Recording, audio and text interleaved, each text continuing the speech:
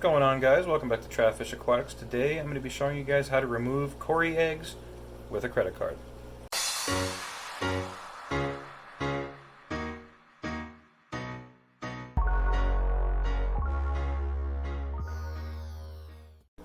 Okay, so why would you want to remove Corydora eggs from the tank? So generally speaking, Corydoras are egg scatterers. So they're going to lay the eggs on the glass or any generally vertical surface in your tank, whether it be rocks, driftwood, or the glass. And they're going to lay the eggs, the male will fertilize the eggs, and then that's it. They don't do anything else with the eggs. They don't raise them, they don't do anything. So generally speaking, if you leave the eggs alone, they're either going to get consumed by other fish. Sometimes the Corydoras themselves will cannibalize the eggs. So if you want to raise them up, you have to remove them, right? So the easiest way to do that is by using a credit card, gift card, rewards card, anything like this, right? This is an old Subway gift card. It's empty, so if you pause the video and catch the number on the back, it doesn't matter. So all you really have to do is take the card into the tank. If this is the glass surface, you just scrape up the glass like that. The eggs will come off the glass, they will stick to the card, and then you can put those eggs into a nursery tank or a breeder box or something like that. I'm going to add a little bit of methylene blue to avoid getting any fungus on the eggs. And then when the eggs hatch, after a day or two, I will start using either baby brine shrimp or crushed up flake food or egg yolk or something like that to feed them to grow them out. So basically what I'm going to do now is I'm going to turn the camera, show you guys how to remove them, and then put them into a nursery tank. That way we can try and raise up some baby Corydoras. So here we go. Alright, so I'm going to be off screen while we're doing this. I am over here because I can't hold the camera and film this and do the action of actually removing the eggs all at the same time. So camera's on a tripod. I'm going to do and explain what I'm doing, and hopefully you guys will learn how to do this. It is super easy. It doesn't take anything to do it. So basically you need a bowl and your scraper or your card or whatever you're using, and I'm just going to get a little bit of water from the tank. So we'll go ahead and scoop out a little bit of water, and I'm just going to set this water down on the tank that's below this one. So I'm going to remove this little patch of eggs right here for you guys just to show you how to do it. So all you need to do is just reach into the tank with the card, get underneath them, apply the card to the glass with a little bit of pressure, and scrape upwards. Now you don't want to be too aggressive with them. The eggs will stick to the card. So once you get them on the card, you can pull the card away from the glass. Okay, I got most of them. I can always come back in for the rest. Look at all the duckweed on my arm. And as you guys can see here, you can see all the Cory eggs on the card.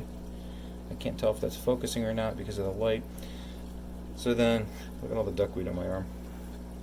So you just take the water in your bowl, dip the card into the water, and just shake them off. You may have to scrape them off with another card, but generally speaking they should just shake off. And then just continue doing that until all the eggs have been removed.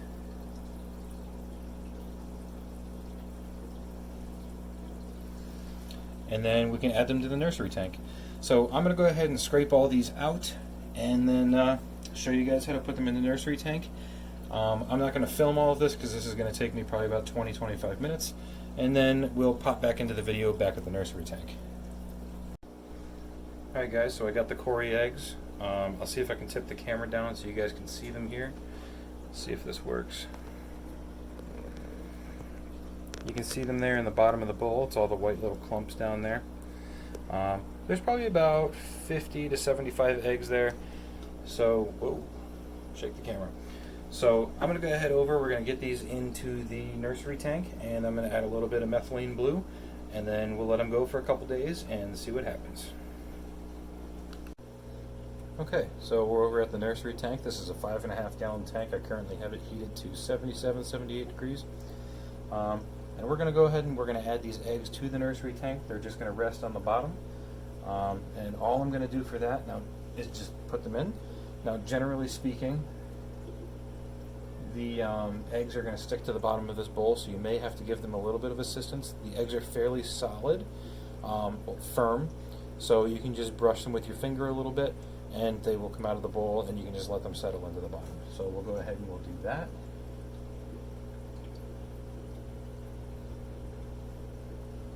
Yep, they are stuck.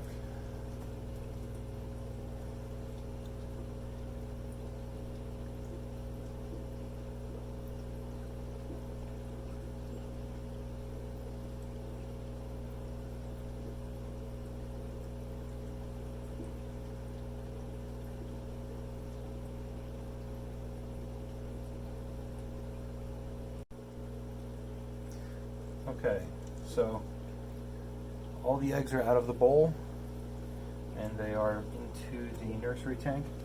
Now I even went and I attached some to the front of the glass here, and I rested some on the bottom, and I want to see what the ratios are as to whether they do better hatching off the bottom or the side wall like they were laid. So now I'm going to go ahead and get my methylene blue, add a little bit of methylene blue to avoid any fungus because we did handle them a little bit. And that should take care of any fungal or bacterial infections that you get on the eggs themselves. And then it's a waiting game. Alright guys, so now that all the eggs are into the 5.5 gallon nursery tank, we're going to add our methylene blue. Now, methylene blue prevents fungus from going on the eggs, so if any of the eggs were to die, they usually fungus over. This will prevent that, which makes the living eggs less susceptible to being taken over by infection. So generally, methylene blue in a 10-gallon tank would receive 1 teaspoon, so that's roughly 5 milliliters. So in a 5.5 gallon tank, I'm going to dose 2.5 milliliters. I use a syringe. You can get these out of either children's Tylenol, or you can go to your local pharmacy and ask for a dosing syringe. They might give you weird looks and ask you a couple questions, but you just tell them it's for your aquarium hobby for dosing medications, and they'll just give you one. So we're going to go ahead and open this up, and I'm going to grab 2.5 milliliters of methylene blue.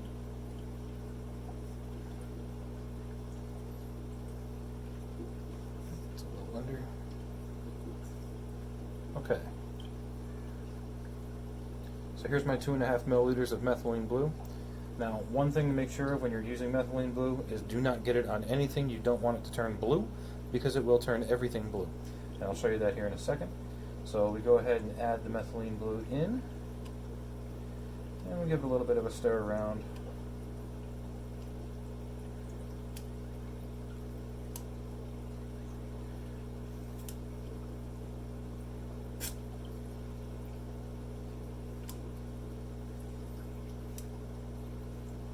Okay. So you can already see it has stained my syringe blue, right? And the tips of my fingers are blue. So, like I said, if you don't want it blue, don't get methylene blue on it because it will be blue. So now that the methylene blue has been added to the aquarium, we can go ahead and re-add our lid.